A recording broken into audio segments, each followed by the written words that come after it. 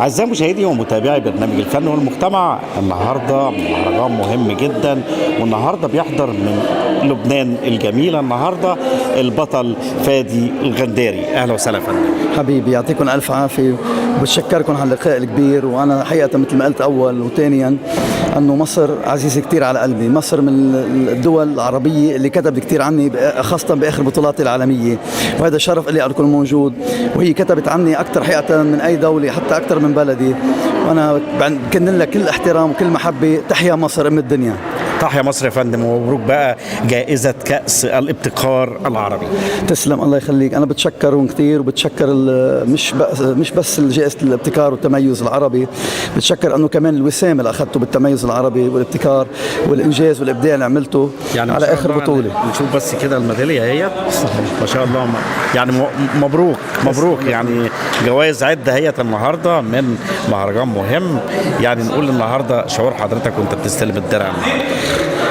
احساس قوي جدا، خاصه انه كانوا عم بيجيبوا سيره الام، وانا والدي متوفي انا وصغير، كان عمري 8 سنين توفى والدي الله يرحمه.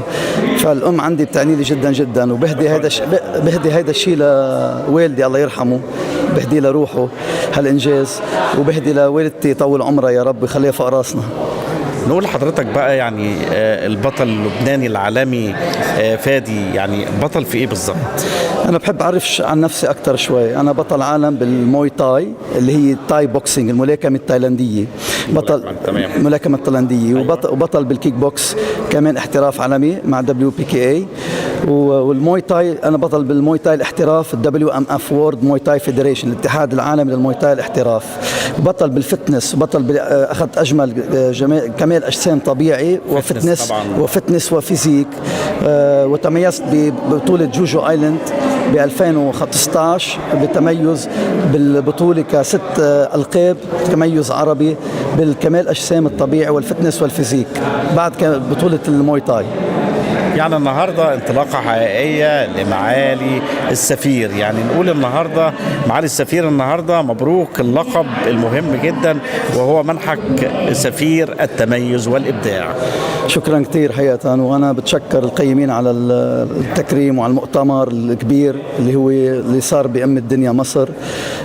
دكتور أحمد شواف دكتور أحمد شواف، ودكتور رئيس الاتحاد العربي دكتور فوزي خضري، وكل الممثلين والمغنيين والفنانين، والفنان إبراهيم، وكل القيمين بتشكرهم كثير حقيقة. إبراهيم عبد القادر النهاردة، طبعا الفنانة سميرة عبد العزيز، الأسماء الكبيرة طبعا، والفنان إبراهيم عبد القادر بتشكروا كمان. حكي كلمة كثير حلوة أنه نحن تضامننا مع بعضنا هو بقوينا كعالم عربي. دائما نوقف مع بعض ونشجع بعض ونحط ايدنا على بعض ونشد ايدنا مع بعض، لانه حقيقه عندنا شباب مميز، وحقيقه حنوصل للعالميه وقادرين نوصل للعالميه ان شاء الله. يعني بنتمنى لك يوم سعيد ان شاء الله وحافل. حبيت اقول لك شغله. تفضل. ببطوله الموي تاي التاي بوكسينج، لما نزلت التايلاندي بالقاضي ضربه الثانيه، بالجوله الثانيه نزلته بالضرب القاضي.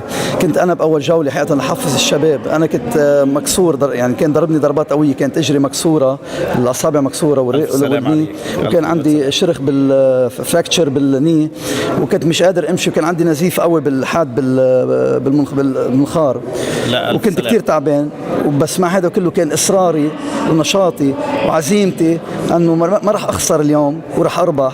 نزلت بثاني راوند بمده 10 ثواني، والحمد لله اخذته بالضرب القاضي، واخذت تايتل الاسطوره بالموي تاي. وبعد 24 ساعه اخذت بجوجو آيلاند بطوله العالم بالفتنس والفيزيك اللي هي WBBF.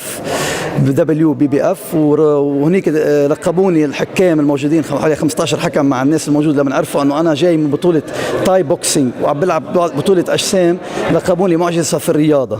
بتشكرهم كثير كمان. شكرا جزيلا. وهنقول يعني اخر حاجه، هنقول دعوه النهارده للشباب. حضرتك هتقول رساله النهارده للشباب.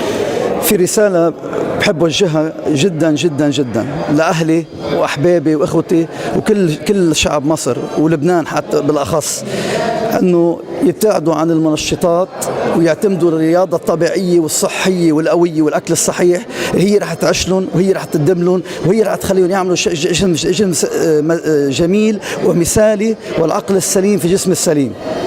شكرا لحضرتك، ولقائنا لقاء ممتع النهارده مع حضرتك.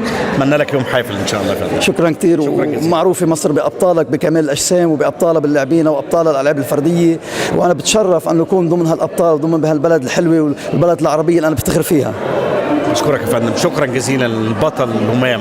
بشكرك يا فندم. شكرا لك، شكرا لكم.